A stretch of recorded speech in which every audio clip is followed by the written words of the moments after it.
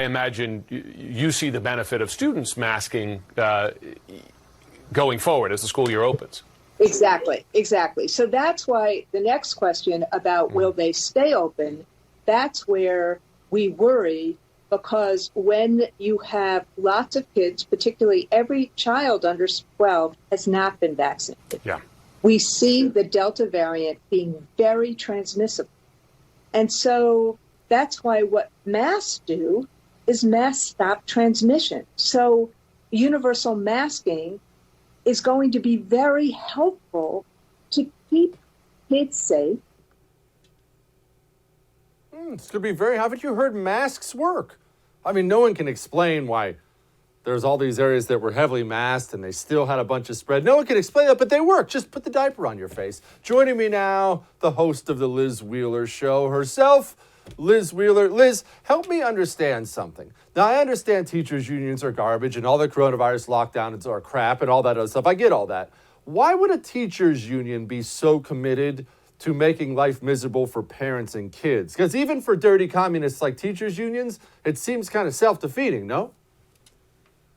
I mean, I think their name is completely incongruent with what their policy preferences are. They are Marxist. They want to use public schools as Marxist indoctrination centers, and part of that is controlling the people and controlling the children. First of all, what kind of idiot parent would give the COVID vaccine to their child under 12? An unvaccinated 12-year-old has the same likelihood of dying from COVID as a vaccinated 30-year-old. And by the way, unvaccinated 30-year-olds have basically no chance of dying from COVID either. I would never in a million years put a mask on my child, ever, ever, ever. If parents ever need an excuse to pull their child out of these government-run schools, which is what we should call public schools, government-run indoctrination centers, the time is now. You can see that they're using your child as pawns. Masks are not scientific, and they never have been. We knew this long before COVID. We're not waiting for the data to come in.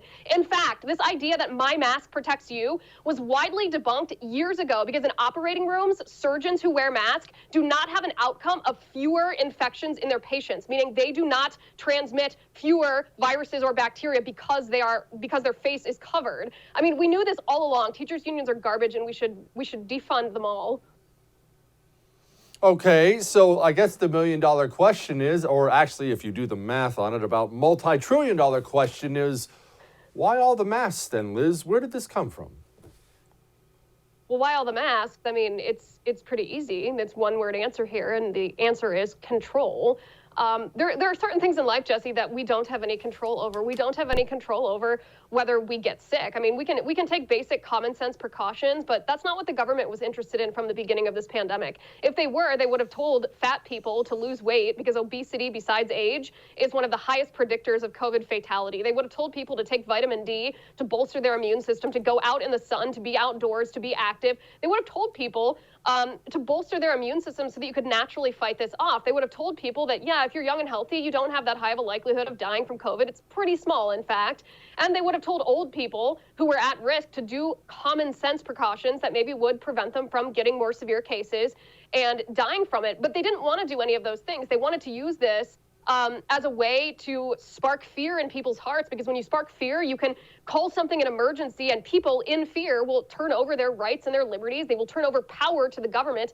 That's what these government bureaucrats crave. They crave power. They want to centralize authority in the state away from the people, and face masks are the perfect way to do that. And I mean, that's why we see what's happening now. In my opinion, the reason that they're renewing these mask mandates is not because any wave is getting more serious. No, it's because they see the midterm elections creeping closer and closer, and they realize that in order to win the midterm elections, when they have Biden as their incumbent, Kamala as their incumbent, they need those electioneering things that won them 2020. They need these unrestricted mail-in ballots. They need this lack of signature verification on absentee ballots. They need these early voting and this drop boxes round the clock and accepting ballots after the official legal dates. They need all of these different measures that happened in the 2020 election that they only implemented under the guise of saying, well, because of COVID, we have to have these measures. Public health, safety, it's saving you. We're doing this for you.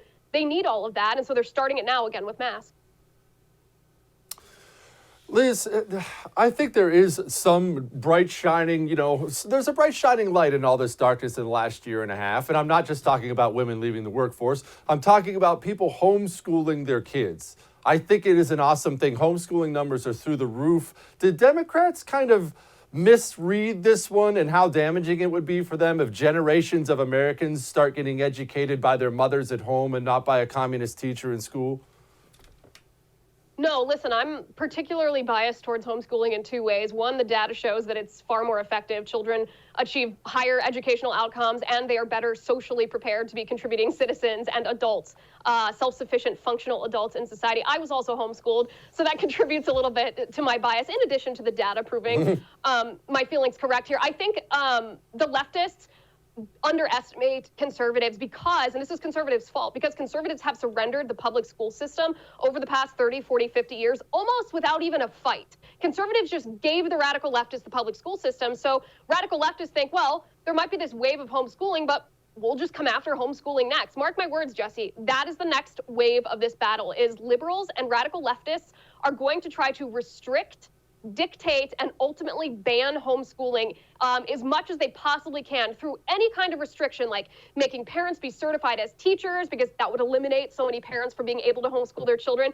Even though private schools aren't required to have certified teachers, they're going to try to mandate certain elements of curriculum that parents are forced to teach their kids. They're going to, in California a couple of years ago, they tried to have government officials make home visits for homeschooling families, which is such a gross violation of privacy. And ultimately, they just want to eliminate homeschooling entirely, and they think they can do it because conservatives usually surrender this sort of thing. It would not be a good idea for a state official to come knock on my door and see how I'm raising my kids. But anyway, that aside, Liz, are parents actually waking up to how bad our school system is, how communist our school system is, or do they just not like it that little Johnny has to wear a mask or has to stay home? What I'm asking is, are they really awake to what's happening, or are they only half awake and inconvenienced? I would have to give you a very resounding I don't know. I'm waiting on the same information because my hope, of course, is that this is the big wake-up call, that parents realize that public schools are garbage, that their kids are being indoctrinated, that government is brainwashing their children, and they're achieving very low educational outcomes, wasting time, learning poisonous ideologies really in school, and that parents don't just try to fix this system, that they completely discard this system, scrap it, and start over, abolish the Department of Education. That's my hope. What I fear is that parents think that these are more or less isolated incidents, and as they get involved, they can, maybe eradicate critical race theory from school, or maybe prevent their child from having to wear a mask if they're not sick, or, maybe they speak out against, the transgender ideology being taught to kindergartners in some public schools. That's what I fear parents will do, that they won't almost believe how deeply entrenched in our public school system the ideology of Marxism is. But that's what I talk about every day on my show. I talk with parents, I listen to them, and I tell them what I know from my research in hopes that this really does awaken people to the reality of what's happening in our school system. Hey, thanks so much for watching The First on YouTube. If you liked what you saw, go ahead and like and subscribe. You heard me. Like it, subscribe. You'll get a lot more of it and a lot more of me.